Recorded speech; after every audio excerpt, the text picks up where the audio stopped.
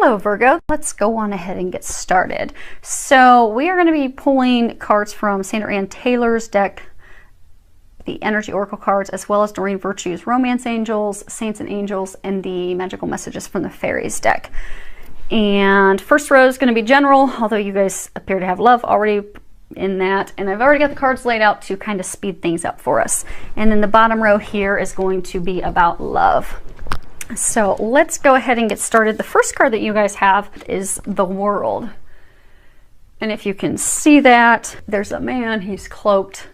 He is standing, he's looking out over the bay. This is a card talking about, you know, expansion, opening up, thinking big, not limiting yourself, expanding your vision, your views toward what you can achieve, what you can do, pursue. Because I get for a number of you, you know, you're contemplating a job change. But you're worried, you know, would I be able to do that? You know, would I qualify? Would they hire me? Would I succeed in that? Would I get the pay that I need to sustain myself and my family? For some of you, it's related to a job. You have to get a job. For some of you, it's moving, which is related to a job. But they're saying for some of you, there's like this location that you've really always wanted to live in, but you've always been afraid to move there out of fear of the moving costs and how much it may cost for you once you live there. And also, how am I going to work? I'm going to need a job when I get there. So what they're encouraging you to do is to not limit yourself, to really think about what it is that you desire. Sit down, go within, think big. Think, what is it I want? What are my big hopes and dreams? And write those things down. And go for it. Don't let yourself hold yourself back, because they're saying you are the only thing holding you back. They are there to help you and assist you in bringing those dreams to fruition. But you need to think big and not limit yourself. And the next thing, which is tied directly into that, because making those changes and thinking big is the doorway to your personal happiness, healing, to all those things that you desire. This is a card of new beginnings, and if you can see here, it's a beautiful card. You have the dove, lily pads, the rainbow. I mean, treasures await you, joy awaits you. All those things that you've hoped for and you have wanted are waiting for you. And they're saying that new beginnings for you in your life. Like on here, you've got some lotus flowers as well. So what I'm getting, they're saying a lot of healing, because some of those things that are blocking you, those doubts, those worries, those concerns, those limiting beliefs, are stemming from things that are going to need to be healed. And they're saying that you will be successful in healing those things, which is going to help you proceed forward into those new beginnings, those opportunities. And they're saying that the healing, it's going to involve some changes for some of you. So for some of you, maybe there's addictions that you're going to have to break. For some of you, it's going to be emotional things that you're going to have to heal and release. But they're wanting you to know that these opportunities, that life, it is unfolding for you. These new opportunities are going to be appearing for you. And again, for a number of you, you have been making some of these changes, and you have been doing the healing work. You've been doing the preparation. You're in the final stages of doing that. So they're encouraging you to keep moving forward, because those things that you have been doing are working. They are going to be successful. They are going to usher in those positive changes, those new beginnings that you desire. There's just a final few things that, you know, you're going to be working on and healing to prepare, which will help you start to think big so that you can move forward. Next card we have is marriage. In the bottom of it, it says, the fairies join you in celebrating wedded bliss. So what I'm getting is some of you, you've got some stress going on in your marriage right now, which is also depicted down here. One second, I'm trying to get some additional information from them. Okay, so what they're saying is because of this healing, this work, these things that you're going to be doing, you will revitalize your marriage.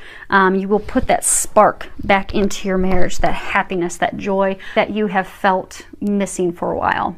Because a number of you, you know, you felt stuck. I get that many of you actually have been feeling stuck. You're stuck in a job that doesn't make you happy. Many of you feel it's a dead-end job, it's going nowhere, but you're afraid to think big and move on.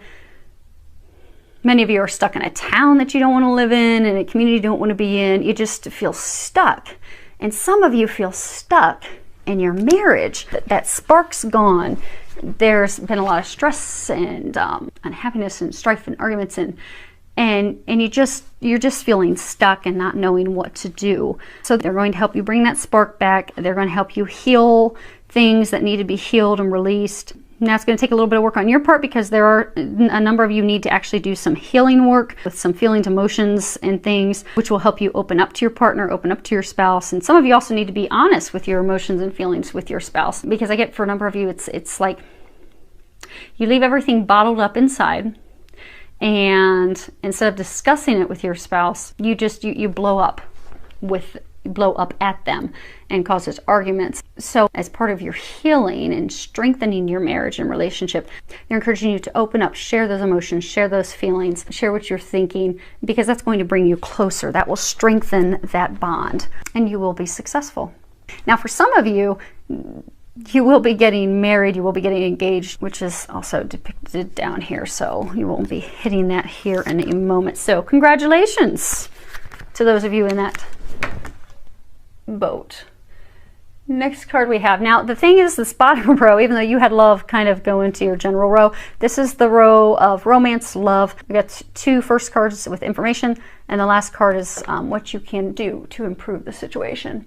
So the first card we have is healing family issues, and if you can read the bottom of it, it says your love life benefits as you forgive your parents.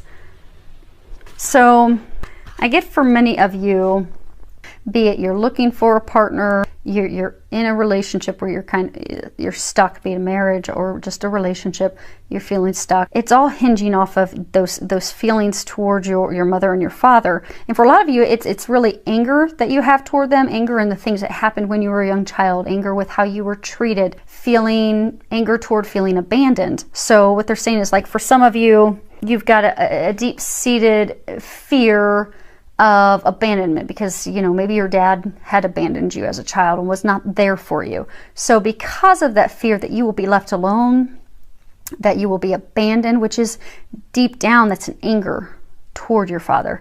But because that's still buried down deep, how it's manifesting and affecting your love life is that for some of you, you're pushing away your lover, your spouse, your partner, because you're afraid that she will for those of you that she may up and abandon you and leave you.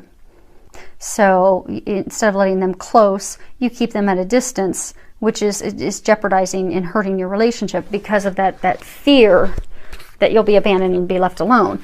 So that anger toward your father needs to be released. And for some of you, it manifests in that so for some of you that are single, that are in this situation of abandonment by your father, you keep attracting these romantic partners that are not good romantic partners, that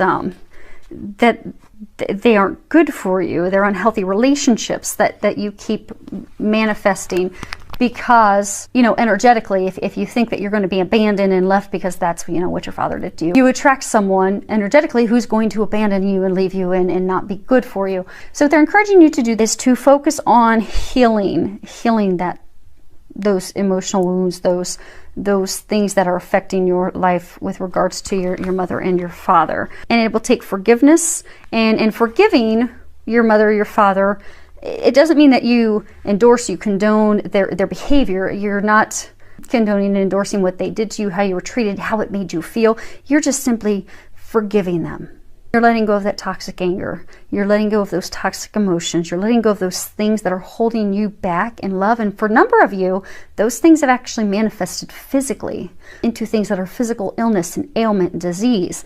So what you'll find is when you release that, not only are you going to draw someone to you who is a good, healthy, romantic partner, lover, who could be a spouse. For some of you, it's going to drastically improve your marriage. But you're going to notice some health issues go away as well, because it will resolve that as well for you. So by finding that inner peace, that happiness, it's just going to completely transform your relationships and into something healthy, loving, be it whether you're single, married, in a relationship. They're encouraging you to focus on healing those past family hurts in order to transform your love life. And they're saying all areas of your life. Engagement. Kind of already covered that. For some of you that are getting engaged, congratulations. That's exciting news. If you can read the bottom of it, it says your love life is ascending to a higher level of commitment. So Obviously, with those of you that are going to be getting engaged, taking it to the next level. For some of you, you will just be taking your relationship to the next level. So not necessarily to engagements, but for some of you, I get that, you know, you've been dating off and on for a little while. Now you're going to take it to a committed relationship. You're actually going to commit with each other. They're saying for some of you that are single, like maybe some of you that are going to be focusing on healing the family issues, the family past hurts. You've been single for so long that you're beginning to wonder, you know, am I ever going to get married? Is this ever going to happen for me? And this is just a reassurance for you that you are going to get married. It is going to happen, so you can let those worries go.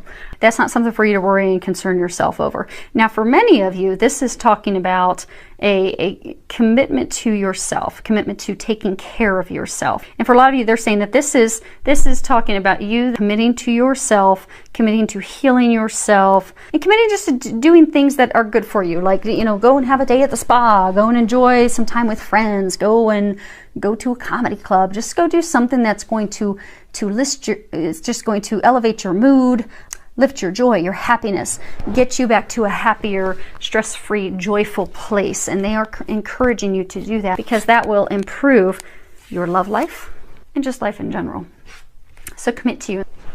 And this last card that we have, and this is the card that talks about what you can do to help improve your love life, and that is stress management.